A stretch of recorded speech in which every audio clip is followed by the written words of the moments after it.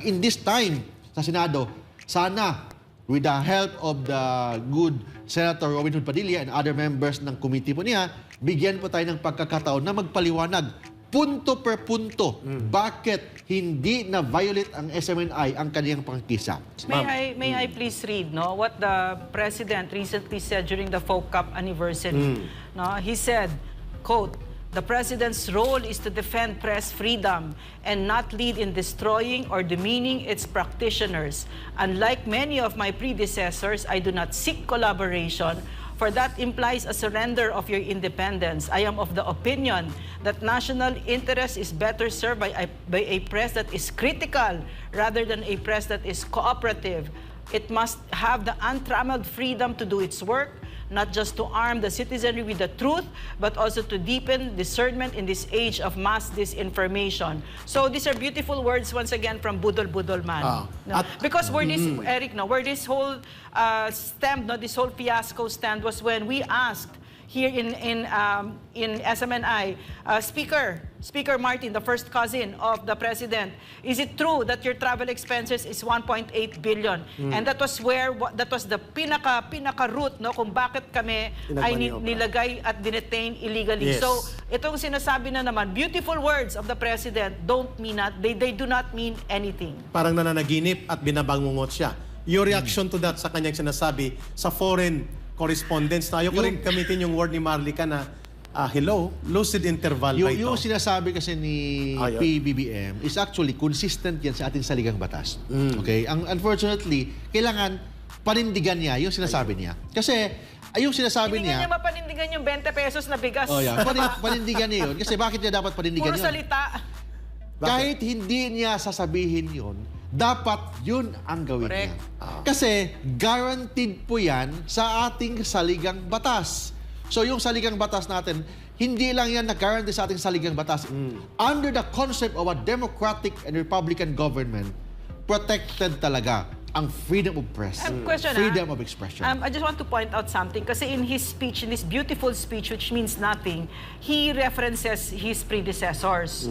I don't remember any of his predecessors that did to media what he is doing now to media, unless we're talking about his father. Sino yung mga predecessors niya?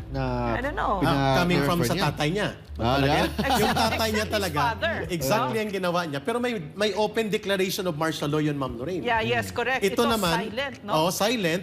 Hindi pinaninindigan na naman. Yun. Nagpapalusot na parang wala siyang pakialam sa nangyari sa SMNI, tapos nagpapapogi sa foreign correspondence. Pero sabi ni Attorney Mark Tolentino, those shallow, empty words, anuman kaganda ang pagkagawa nun, kapag hindi mo pinanindigan, Pangulong Marcos Jr., those words mean nothing.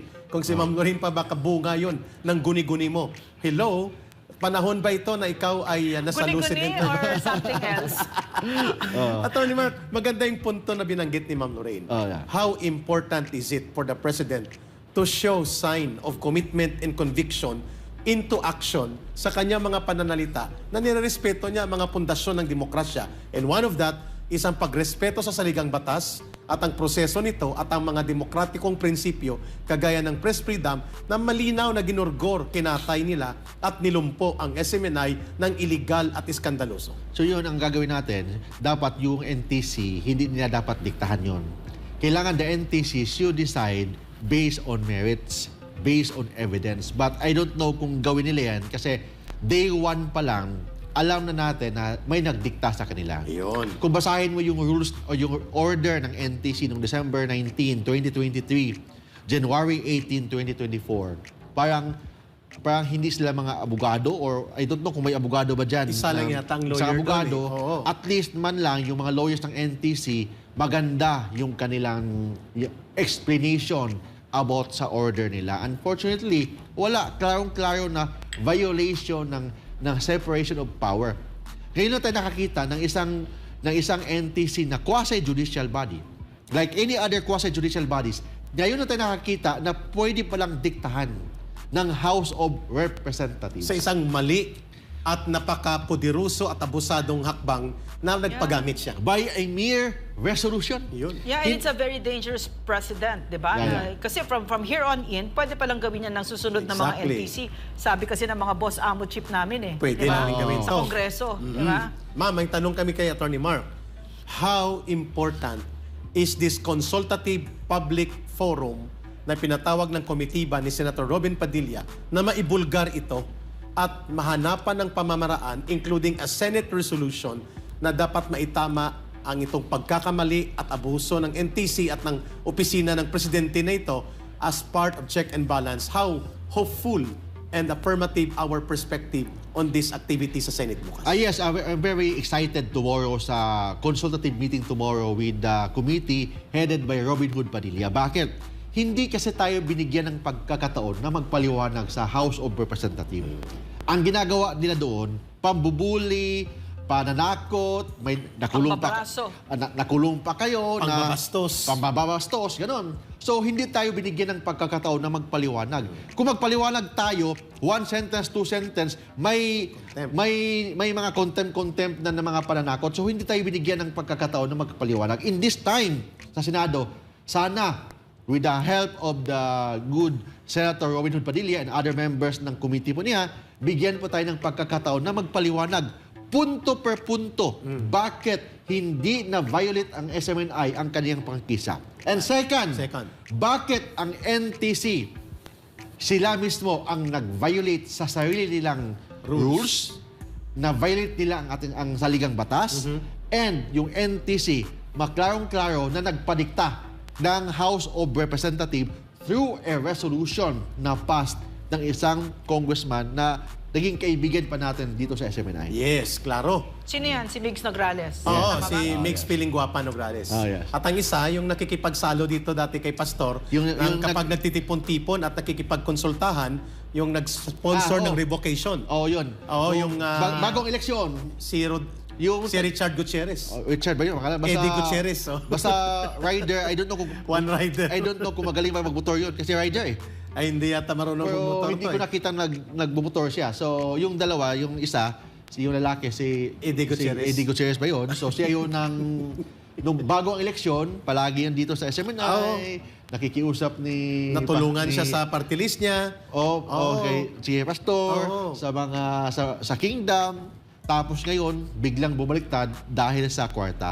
Klaro, at dahil sa poder at pundo. Tungan ko lang tanong ko, pasa ko kay Ma'am Lorraine. Gaano kahalaga na maipresent itong mga balanse at totoo at tamang mga punto kung bakit dapat mawala itong independent suspension at kailangan tulungan ng Senado ang ganitong kaganapan sa ating bansa sapagkat the last time that I checked today, wala tayo sa ilalim ng martial law, pero itong presidente na anak ng diktador na tatay niya na at least matapang na hinarap sa pamamagitan ng martial law declaration. Tsaka brilliant. Oo, marunong gumamit ng batas. Ito naman, nagtatapang-tapangan lang, pero may kapal pa ng mukha na magpakilala sa foreign correspondents na pinoprotektahan niya ang isang malaya, critical na media. How important is this for the Senate and the nation to see na ang ganitong pangyayari? Sa experience ko kasi bilang abogado, yung tinatawag na preventive suspension is not part of a penalty. Okay. Preventive suspension, part yan ng due process. So 30 days lang yan.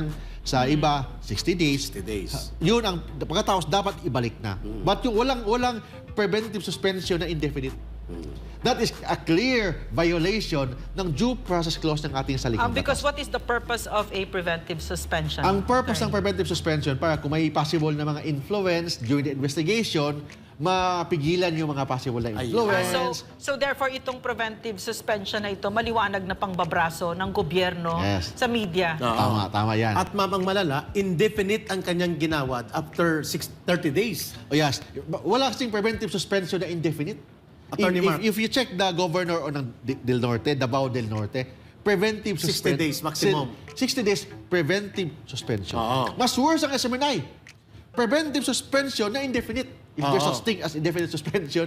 So kung... At ang malala, walang complainant. Walang complainant, walang hearing na bigyan tayo, yung SMNI, bigyan ng SMNI ng pagkakataon na magpaliwanag. Yes. And we all know why this is. Yeah. This is because of SMNI for a lot of reasons, gave, number one, gave the platform to the former president Exactly. to speak. No? Yes, Sagitan tama. kasama sa masa. And of course, number two, yung laban kasama ang bayan, anti-CPP, NPA, NDF yun, na ngayon ay may collaboration with the Speaker of the House. No? So, and then number three, SMNI, Pastor Quiboloy is a very good friend of the President. Yes, No? So, and kaya actually, ginigipit ng ganyan. By the way, Eric, Sige, go ahead. dapat yung lahat ng mga ginagawa ng NTC, willing ang legal team ng SMNI na humarap doon sa NTC. At para mailahad sa kanila ang mga ebidensyang ito. dapat kami magpaliwanag. Gusto namin magpaliwanag. Ang problema, Sila hindi. hindi naman pumunta, hindi naman sumipot. Hindi sumipot. Grabe. Tapos, hindi pa nag-file ng pre-trial brief. Sila mismo, vina-violate nila ang sarili nilang rules ng NTC. So parang parang ang sinasabi mo, skandaloso talaga yung sinasabi mo. Nasya-shock ako talaga. Parang sinasabi ni Bongbong Marcos, wala akong pakialam. Whatever I say goes. Whatever I want goes. I don't care. I don't care about the laws of the land. I don't care about the Constitution, about your human rights, about all this important, the press freedom or your freedom to express yourselves freely. Wala akong pakialam dyan. Ako masusunod. And dahil dyan, Authoritarian ka talaga. authoritarianismo ito. And dahil dyan, Attorney Mark Tolentino, lumalakas ang loob ng NTC ni Martin Romualdez Yeah, ng Kongreso of course. na abusuhin ang batas at kapangyarihan nila. How dangerous are these things kapag hindi natin ito ipinaglaban sa lahat ng forum, the way na hindi tayo tumigil sa loob ng Kongreso, sa Senado at sa Korte. Attorney Kung Mark. hindi tayo lumalaban, tatahimik lang tayo dito, tutunga lang tayo dito, so baka mawala na yung democracy ng Pilipinas. So wala ng democracy, wala ng batas, wala ng freedom of press, wala ng freedom of expression. That's why, ang SMNI, ang legal team ng SMNI, of course, yung mga kaibigan po natin na sumuporta sa SMNI, lalo na si Ka-Eric at saka si Dr. Lorraine, Thank you. tayo ang lumalaban. Hindi ito for us.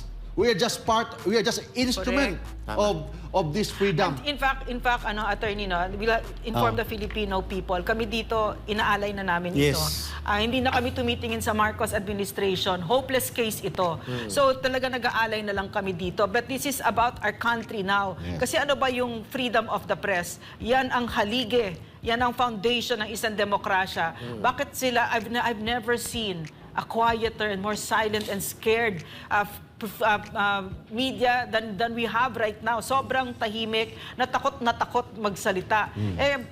Ang media, doon yun nakukuha yung information. So Correct. nakikita natin ngayon, marami sigurong tinatago itong administrasyon na ito na Exactly. ayaw nila malaman ng Pilipino yung pambababoy at pagnanakaw at pagbabalahura na ginagawa nila sa ating mga kababayan. Correct.